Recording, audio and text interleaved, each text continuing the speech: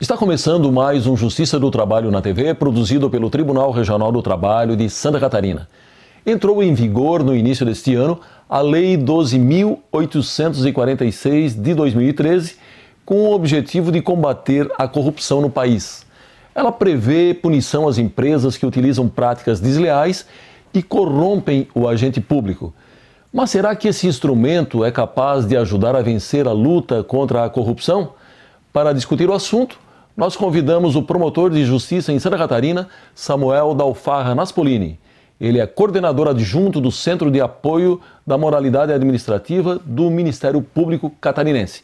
Muito bem, promotor Samuel, seja bem-vindo. Muito obrigado por ter aceitado o nosso convite para essa entrevista. Vanderlei, obrigado pelo convite. É uma satisfação estar aqui com você, com o seu público, para debater esse assunto tão importante. Muito bem. A corrupção, naturalmente, ela é apontada pelos brasileiros como um dos grandes problemas do país.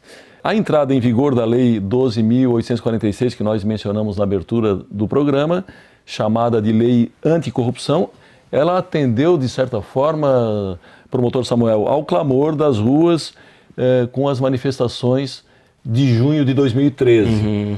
Bom, da lei para a prática, qual a contribuição que a lei, está dando efetivamente para a diminuição dos casos de corrupção no Brasil? Eu pergunto isso porque, para quem acompanha o noticiário todo santo dia, dá a impressão de que nós temos cada vez mais corrupção, de que a situação está cada vez pior. Entendo. Vanderlei, a resposta passa de início por um breve resgate das origens dessa nova legislação. Sim. Eu não tenho dúvida, como você mencionou, que a aprovação dela em meados do ano passado foi fruto daquelas grandes manifestações de junho de 2013 que tiveram o combate à corrupção como um dos seus focos. No entanto, as origens da Lei 12.846, elas remontam a alguns acordos internacionais, dos quais o Brasil faz parte, assinados na década de 90 e no início dos anos 2000, que passam todos eles por um diagnóstico comum. E qual é esse diagnóstico? É a percepção de que o fenômeno da corrupção, em seu aspecto macro, a corrupção transnacional, ela é levada a efeito por grandes corporações, por grandes empresas, né? Então, trazendo das origens da lei para a sua pergunta, eu te diria o seguinte: leis que combatem a corrupção no nosso país nós temos há séculos, eu diria. O crime de corrupção, o crime de peculato, eles existem há séculos, né? O nosso Código Penal existe aí há mais de 70 anos. A Lei de Improbidade Administrativa é de 1992 e ela é até hoje o principal instrumento do Ministério Público nas investigações e nas ações relativas a atos de corrupção lato sensu. Mas o grande problema é que todo o nosso enfoque anterior de combate à corrupção, no combate à corrupção, era centrado na figura do servidor público, né? Nós até conseguíamos alcançar a figura do corruptor, mas de forma secundária, de forma subsidiária. O foco era a conduta do servidor. Certo. A Lei 12.846 muda um pouco esse enfoque e passa a direcionar a sua atenção para a conduta das grandes empresas, para os promotores da corrupção, para aqueles que efetivamente auferem os lucros da corrupção. Essa é a grande inovação dessa legislação no nosso sistema, a meu ver.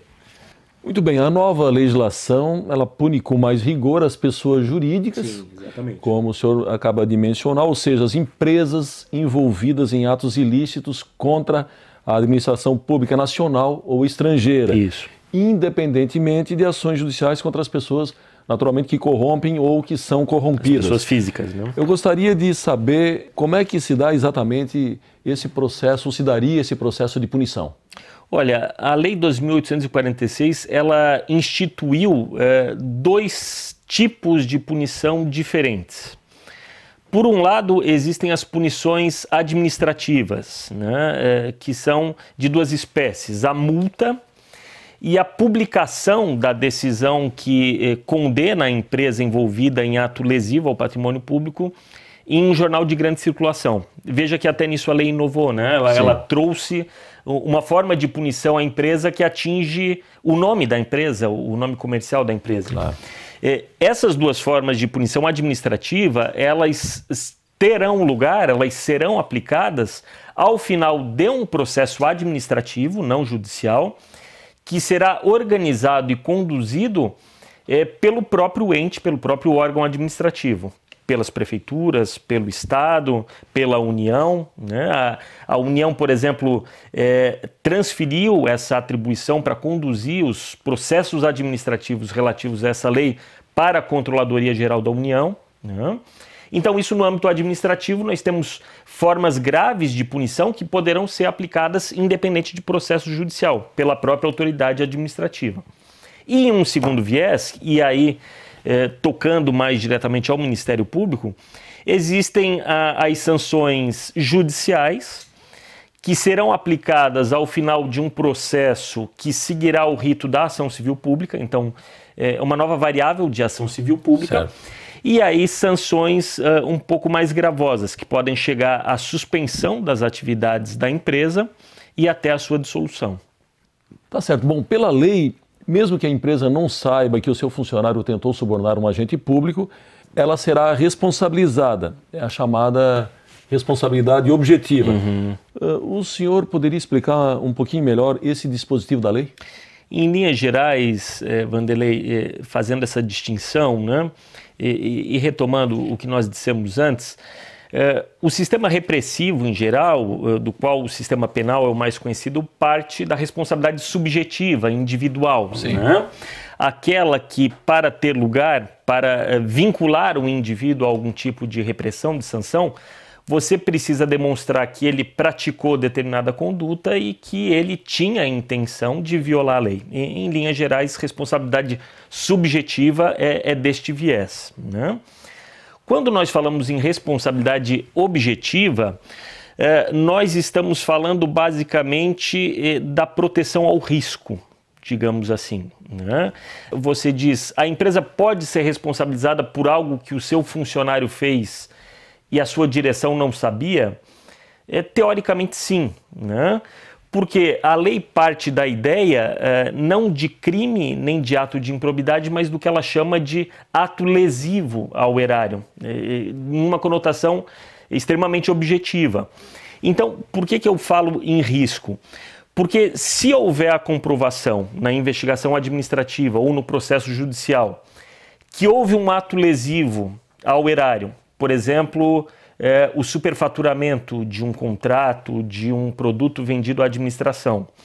Caso se comprove que o ganho deste superfaturamento, o lucro derivado desse ato lesivo, reverteu em favor da empresa, você tem aí o ato demonstrado, o superfaturamento, você tem um nexo de causalidade entre a empresa que recebe a vantagem e o ato, e você não precisa demonstrar a culpa individual de quem quer que seja. Esse é o grande diferencial da responsabilidade objetiva para subjetiva, que não é, Vanderlei, há uma novidade na utilização da responsabilidade objetiva na seara do combate à corrupção. Mas o conceito, a noção de responsabilidade objetiva, ela não é novidade no nosso ordenamento. Claro. Né?